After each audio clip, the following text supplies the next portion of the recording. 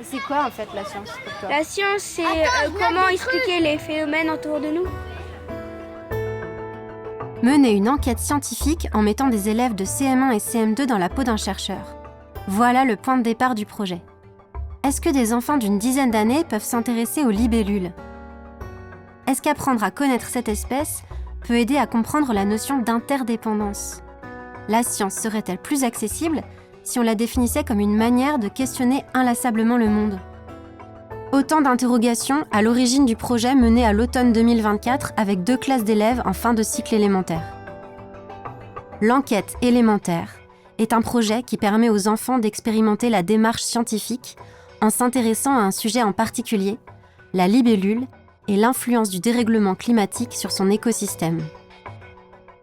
Menée entre Paris et l'Archamp, 2 territoires d'Île-de-France très différents, l'enquête élémentaire propose de voir l'environnement proche avec des yeux nouveaux, celui de ceux qui le questionnent. Ça c'est bien de le dire. Et la matière minérale, c'est ce qu'on retrouve dans le sol. Donc quand les bactéries, les champignons décomposent cette matière organique, ils la transforment. Alors on la retrouve dans l'eau, mais on peut la retrouver aussi dans le sol, en éléments dits minéraux. Ça c'est chouette parce que même pour la suite, tu vois, c'est une notion qui est vraiment importante à installer. Avant d'être devant les enfants, nous nous sommes beaucoup demandé comment simplifier les concepts à manier sans les dénaturer. Cela a donné lieu à plusieurs séances de travail, comme juste avant, avec Catherine, ou avec les ingénieurs du Centre de recherche en écologie expérimentale et prédictive à Saint-Pierre-les-Nemours. Nemours-Saint-Pierre. C'était pour expliquer la démarche scientifique. Oui, c'est ça. Une démarche scientifique. On entend ici Alexis, Karine et Sarah en réunion pour préparer la venue des élèves au CEREP. Tu as une question, tu fais des hypothèses, et pour répondre à ces hypothèses-là, tu mets en place des scénarios. Nous avons rencontré les 20 élèves de CM1 de la classe d'Anne-Sophie en septembre. À ce moment-là, la définition même d'un insecte était encore vague. Il a donc fallu commencer par poser ensemble les connaissances scientifiques de base nécessaires au projet. Est-ce que c'est un insecte, l'araignée? Non, oui, ça, non, C'est une petite bête, ça c'est indiscutable, c'est une petite bête comme les insectes. Mais, surprise, ce n'est pas un insecte. On va prouver déjà, qu'est-ce que quelqu'un sait pourquoi? Parce que les insectes, normalement, déjà ils ont une tête, et un abdomen et les biceps. Les biceps. Tête, abdomen, ça c'est bon, il manque comme le thorax. Ils ont 3 pattes. Ils ont 3 pattes. 6 pattes, 3 de chaque côté. Quand nous nous sommes revus quelques jours plus tard, nous sommes allés observer les bassins du parc de Belleville. Nous y avons fait une découverte surprenante. Ce parc, en milieu urbain dense, hébergeait des larves de libellules.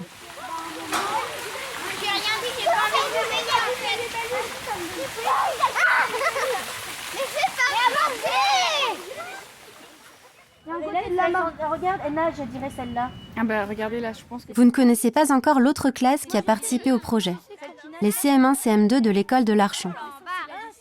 25 enfants qui vivent dans un environnement rural à quelques pas de la forêt de Fontainebleau et d'un marais d'un peu plus de 120 hectares. Bonjour, je m'appelle Vadim. On les rencontre ici avec Catherine, qui va se présenter juste après, pour continuer à nourrir les connaissances des enfants quant à notre sujet d'étude. Alors Catherine, est-ce que tu peux nous dire ce que tu fais toi? Alors, j'étais professeure de physique-chimie. Et alors, est-ce que vous savez ce que c'est que la physique-chimie? Oui? C'est faire des expériences. Pas seulement. En fait, la physique, c'est essayer d'expliquer, de modéliser ce qui nous entoure, le monde qui nous entoure. Alors dis-moi, qu'est-ce que tu as retenu, Vadim? Que les larves, elles ont des masques pour attraper leur proie. Les ailes des libellules sont très fines. Quand on les mouille, quand elles font leur émergation, s'il y a une forte pluie, elles ne peuvent pas se déplier leurs ailes.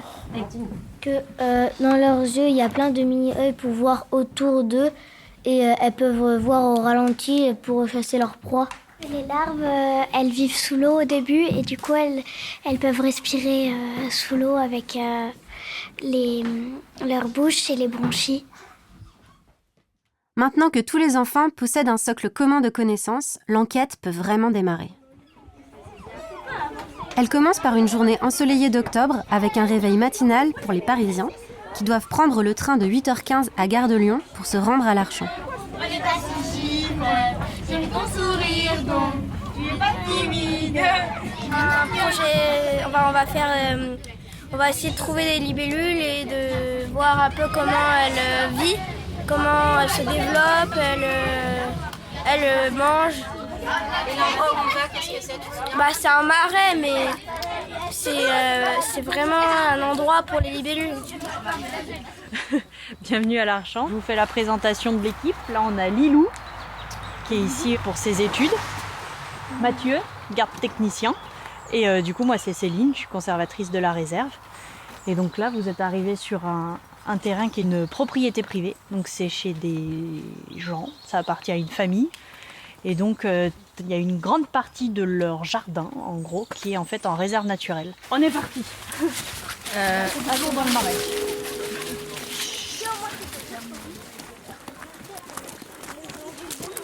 Les deux classes traversent une partie du marais avec Céline, Mathieu et Lilou pour une séance d'étude du paysage. Donc là, aujourd'hui, le but, ça va être, on va se dispatcher en 3 grands groupes pour essayer d'aller sur 3 secteurs différents du marais pour pouvoir observer et analyser un peu le paysage que vous avez devant vous. Ce sera 3 paysages complètement différents. On va vous donner une planche avec une feuille. Le but, c'est que vous fassiez ce qu'on appelle une lecture paysagère. Donc là, il va falloir que vous puissiez sur la feuille nous décrire tout ce que vous voyez. S'il y a une digue, s'il y a des arbres, si vous pensez qu'il y a une grande pente au niveau de la digue, si ça descend d'un coup, si c'est progressif, ou il y a de l'eau. Le but, c'est d'analyser tout le paysage et de savoir ce que vous arrivez à détecter comme ça, juste en étant devant. Étudier le paysage ici veut dire regarder les éléments et dessiner les différents plans qui le composent. Roselière et un groupe Grand Canal. Ça là, c'est ce que c'est? Dessiner, c'est aussi questionner ce qu'on ne peut pas appréhender seulement par le regard. C'est un gland, donc c'est le fruit du... L'écureuil. Ah non, l'écureuil va le manger, les gars. Sur l'écureuil, le gland. C'est un arbre. Du chêne. Le fruit du manchon. Du chêne. Voilà, du chêne, du cactus. Et ça tombe bien, il y en a un qui est juste dessus. Et le chêne, justement, on le reconnaît par rapport à sa feuille, qui est vraiment... Là, c'est un chêne pédonculaire. Tu vois, là par exemple, nous on est là. Et ça descend abruptement. Donc là, il faut que tu fasses quelque chose qui descend très très fort. Et après, c'est un peu très plat. Alors, qui en veut? Est-ce que tu peux planter ton bâton pour voir si c'est profond? Là, c'est profond un peu. Il y a combien? Tu dirais. Plus loin, tu vas jusque là, le niveau d'eau. Et est-ce que ça fait déjà... Est-ce qu'il y a un endroit où c'est 2 mètres? Plutôt de l'autre côté. Mais attends, mais pour vous profond, c'est quoi?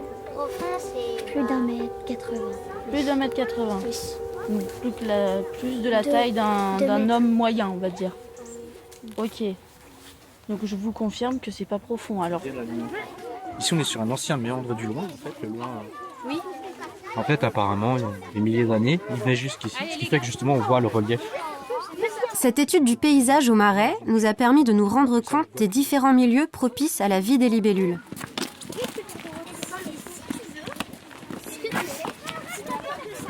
Ta bouche pour tes yeux et ton visage, tu mets tes mains sur ton visage. Oui, mais... Encore, il piquera tes mains, mais pas ton visage. Est-ce qu'il y a une technique pour que la balle n'approche pas tout mon corps? Là, il doit y en avoir. Oui, vas-y. Quelques jours plus tard, en classe, on se retrouve pour récapituler ce dont la libellule a fondamentalement besoin pour vivre. Hier, on a vu des libellules bleues, rouges. Ouais, et puis quoi d'autre? On a vu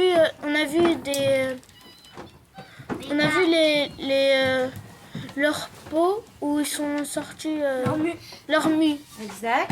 Attends, il y avait Benjamin d'abord. Benjamin. On a vu aussi les élèves de l'Archamp. Ah oui, on a c'est rencontré. Marlo. On a vu des carex, des peupliers. Ce qu'il faut pour qu'une libellule se développe, les éléments dans son environnement. Solène, tu peux nous les dire? 1. La végétation. 2. De la bonne qualité d'eau. 3. Des proies. Et 4. De l'eau douce. Place maintenant à Elena, biologiste, qui vient préciser certaines relations alimentaires qui se jouent dans le marais. Je vous présente Elena et je lui donne la parole. Elle est scientifique associée au projet. Elle va vous en dire un petit peu plus sur pourquoi elle travaille avec nous. Alors moi, j'étais professeure de biologie et ça m'intéresse dans la période actuelle. C'est très important que les enfants, comme vous, les jeunes, comprennent très vite l'importance de comment fonctionne la nature, comment interagissent les êtres vivants, parce que vous avez dû comprendre, savoir qu'il y a des changements actuels pour lesquels il faut être extrêmement attentif et surtout comprendre les choses comme elles font. Alors, vous avez été dans le marais de l'Archamp, si j'ai bien compris, certains êtres vivants qu'on trouve dans ce marais de l'Archamp. Ce que nous allons... Elena et Catherine vont plus loin avec les 2 classes en abordant les notions de milieu et d'écosystème. Il y a éventuellement des cailloux. Tout ça, c'est le milieu naturel. Donc l'écosystème, c'est les êtres vivants, où il y a des végétaux et des animaux, des petits, des gros, des moyens, et il y a le milieu naturel. Et tout ça, c'est... Aujourd'hui, on va essayer de réfléchir sur comment tous ces différents éléments interagissent. Tous les êtres vivants de l'écosystème marais sont interdépendants les uns des autres et qu'ils dépendent aussi de leur environnement. S'il n'y a pas de lumière, s'il n'y a pas d'eau, s'il fait trop chaud, s'il fait trop froid, c'est l'ensemble des chaînes alimentaires et des réseaux alimentaires qui va être perturbé. Lucien, tu avais un truc à dire. En fait, ça montre que chaque espèce est fragile et que s'il y en a une qui disparaît, ça met en péril toutes les autres espèces qui sont dans le même milieu.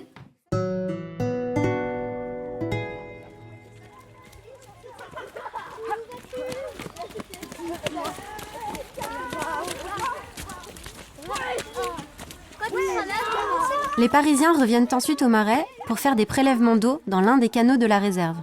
On va passer par un coin où vous n'êtes pas encore passé, donc vous faites attention, vous mettez les pieds, il peut y avoir des branches par terre, des ronces peut-être. C'est possible qu'il y ait des serpents? Oui, mais c'est la fin de saison là. Ah, si. Donc ils sont cachés au chaud. Grande question. Alors attendez, on redescend les mains. Qui a des bottes? Moi, s'il vous plaît. Finalement, c'est Anthony Jones qui a eu l'honneur d'aller jusqu'à l'eau pour remplir le premier petit bocal. Et comment t'as fait? Alors, c'est quoi ta technique pour pas tomber dans l'eau? D'appuyer fort avec mes pieds pour que je tombe pas. Tu ne te frottes pas les yeux et tu te laves les mains en rentrant. Il est dans ta main là. Parfois, je suis... En traversant le marais, des rencontres, comme celle avec le criquet, et des conversations se nouent. Maintenant, c'est Lilou qui me raconte son parcours. Mon stage de 3e, je savais pas quoi faire, du coup je suis venue au marais. Tu connaissais pas du tout ces métiers? Non, j'ai fait une seconde générale. Quand je suis arrivée en seconde générale, je me suis rendu compte que ça me plaisait absolument pas. Donc je suis venue une semaine en stage ici. Céline m'a fait découvrir ce que c'était que travailler dans l'environnement, de faire un suivi scientifique, de gérer un espace protégé, etc. Je suis partie en bac pro gestion et protection de la nature. J'ai fait des stages du coup à l'Écotron à Nemours, au Marais, dans une réserve de bisons d'Europe en Lozère. Et maintenant, je suis en BTS.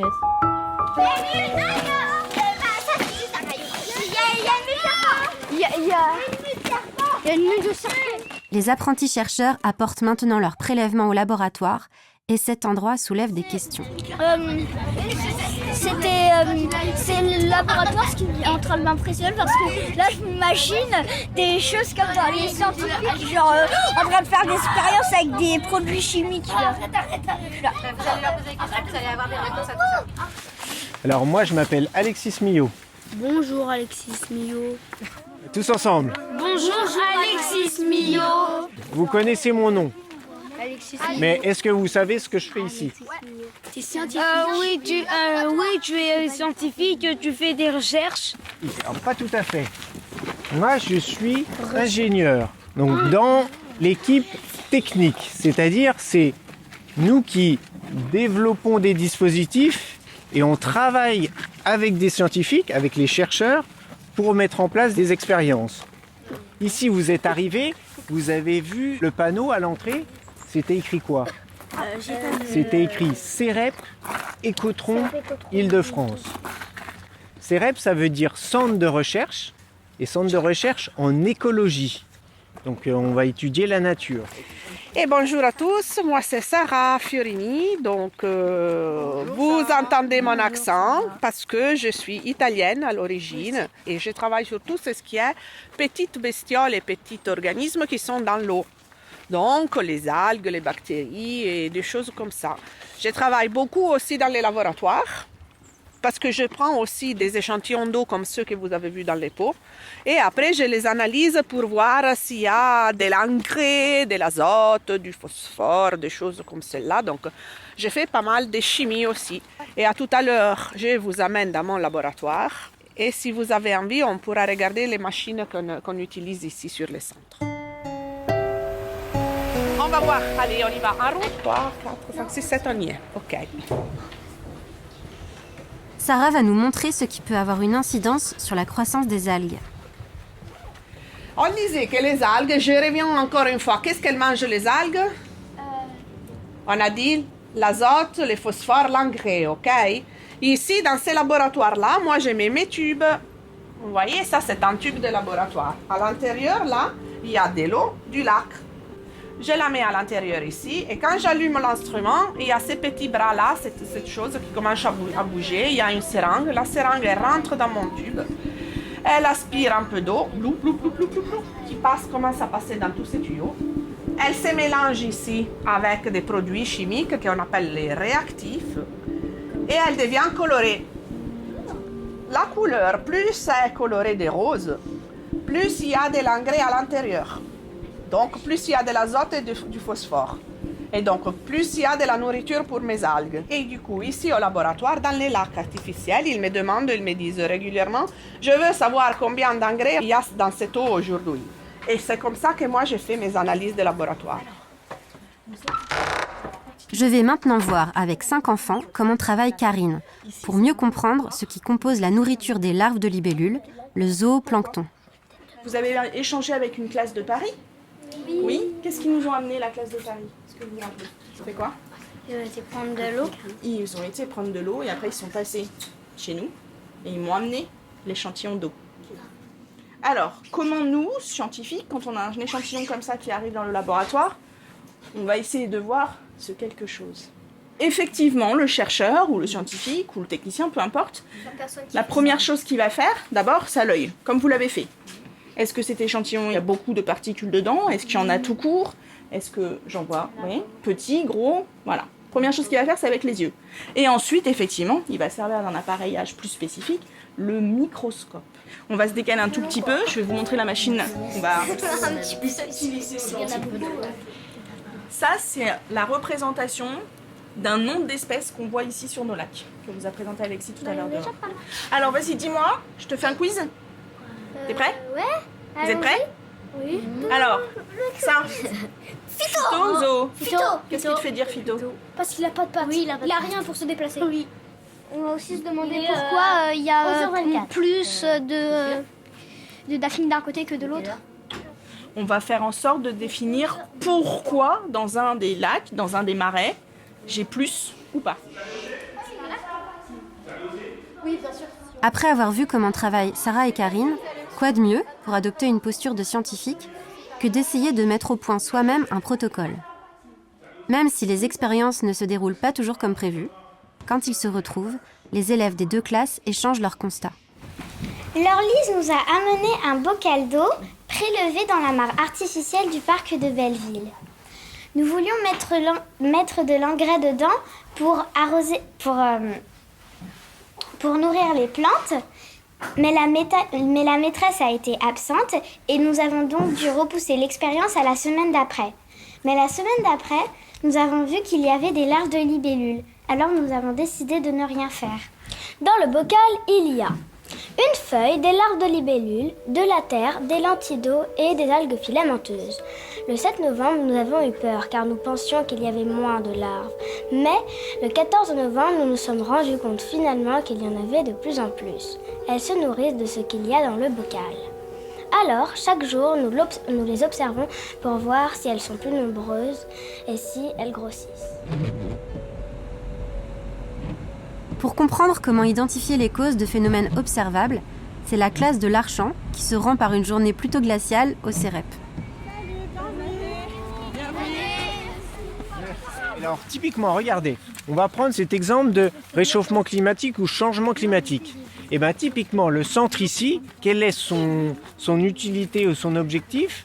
C'est de recréer des petits écosystèmes, d'accord? Donc prendre des parties de nature qu'on va mettre dans soit des bassins, soit dans des chambres climatiques, alors soit dans des environnements un peu fermés. Et on va pouvoir dire, ben voilà, on va faire le scénario qu'on prévoit. Dans quelques années, on peut se dire qu'il va y avoir peut-être une augmentation de 4 degrés. Ok ? On va soumettre ce petit espace de nature à ces conditions-là et on va observer en laboratoire ce qui se passe. C'est pour ça qu'on dit que c'est un centre de recherche en écologie.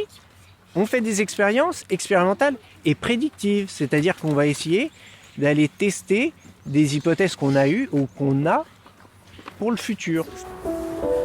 Bonjour, moi c'est Clément. Alors moi je travaille ici dans le laboratoire sur une plateforme un peu différente où on utilise des simulateurs de climat. Donc ça c'est des grosses boîtes qui permettent notamment d'étudier un peu l'impact du changement climatique sur différents écosystèmes. Le moment est venu de prendre de la hauteur, de rassembler les observations et de formuler des hypothèses en gardant à l'esprit cette question. Qu'est-ce qui peut déséquilibrer l'écosystème de la libellule? En général, comment on fait pour essayer de comprendre un problème scientifique? Il y a 5 étapes. La première, c'est d'observer ce qui s'est passé. La deuxième, c'est de se poser des questions sur ce qui a pu se passer, pourquoi ce problème est intervenu. Après, on fait des hypothèses. Ensuite, on fait des expériences. Et la 5e étape, c'est qu'on fait une conclusion. On s'interroge ici sur les relations de cause à effet autour de 2 paramètres en particulier. Que se passe-t-il s'il y a trop d'apports en nutriments de type azote et phosphate? Et que se passe-t-il s'il pleut beaucoup plus que d'habitude pendant la phase d'émergence de la larve? Dans notre système aquatique, quelle a été la conséquence d'avoir rajouté beaucoup d'engrais? Le zooplancton, vu qu'il mange des micro-algues, et ben, il va plus se développer parce que les algues elles deviennent de plus en plus grandes. Très bien. Et si je continue à rajouter de l'engrais, encore et encore et encore, le zooplancton va encore et encore plus se multiplier. Et aussi, au bout d'un moment, ça va polluer. Ça va faire de la pollution et ça va être sale l'eau, si on en met trop. Intéressant ça. donc imaginez-vous que l'eau, elle sera plus bleue ou transparente. Ça sera vert gluant ou plein de fils, comme là dans le film que vous avez vu à l'école. On voit que déséquilibrer un écosystème va avoir des impacts importants sur l'écosystème lui-même et va le transformer. Mais quelles sont les autres perturbations qui peuvent avoir lieu dans un écosystème? Est-ce que la pluie, parfois, elle peut poser souci ou... Oui. Ouais. Par exemple, Ça peut faire des fois avec le vent, ça peut faire des tempêtes. Il y a des inondations parce que la terre, elle ne peut plus absorber. Alors moi, ce que je trouve intéressant avec tout ce que vous dites, c'est que la pluie, c'est normal d'en avoir, non? Ouais. C'est normal que des fois il fasse chaud, non? Ouais. Et pourtant, on parle quand même de dérèglement climatique, de changement climatique. Pourquoi on emploierait ça? Pourquoi on dirait qu'il y a un dérèglement si au final tout ça c'est normal? C'est pas normal si... Oui, il pleut pendant des jours. Ok, donc il y a une notion de d'un coup, soudainement... Ça change d'un coup. Ok. des quantités. Au final, si on a des événements extrêmes, donc des grosses pluies qui arrivent soudainement alors que d'habitude on a juste des pluies normales par-ci par-là, parce que c'est normal qu'il pleuve, mais changement climatique, on va avoir des pluies de plus en plus intenses. le changement climatique, au final, c'est pas que la température, ça peut être plein d'événements extrêmes. Les températures, la sécheresse, les inondations, la pollution, la qualité des eaux, la qualité de l'air. Tout ça, au final, ça va avoir un impact. D'où le fait qu'on parle d'impact climatique, d'impact humain sur l'environnement et les écosystèmes. Mais alors, quel impact pour nos libellules? Tous ces impacts peuvent amener une espèce, un écosystème à être déséquilibré parce que, par exemple, la libellule va être amenée à disparaître. Parce qu'elle ne peut plus voler, donc elle ne peut plus se nourrir, elle ne peut plus se développer. S'il n'y a plus de libellules, là on a vu dans notre petite chaîne alimentaire, peut-être que ça va poser problème à toutes les espèces qui mangent des libellules. Parce que s'il n'y a plus de libellules, il n'y a plus de libellules pour vivre et pour manger. Après, ils meurent aussi parce qu'ils ne peuvent pas se nourrir. Et après, les autres prédateurs, ils meurent parce qu'ils ne peuvent pas se nourrir. Et ça... Maintenant que l'on comprend un peu mieux à quel point tout est lié, laissons à Sarah le mot de la fin. Et rappelez-vous qu'on ne parle pas des réchauffements climatiques, mais plutôt des dérèglements climatiques ou changements climatiques, qui est causé par des phénomènes qui ne sont pas des phénomènes nouveaux. C'est des phénomènes qui étaient déjà sur notre planète, mais qui maintenant, ils se montrent de façon soudaine et avec des intensités plus élevées par rapport à avant. Et c'est ça aussi qui cause des dégâts, les dérèglements des écosystèmes sur toute la planète.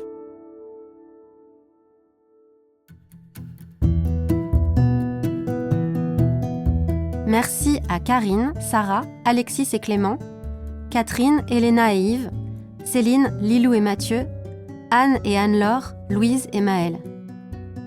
Les musiques de ce documentaire ont été composées par François Perroni. Il a été produit avec le soutien de la Fondation EDF.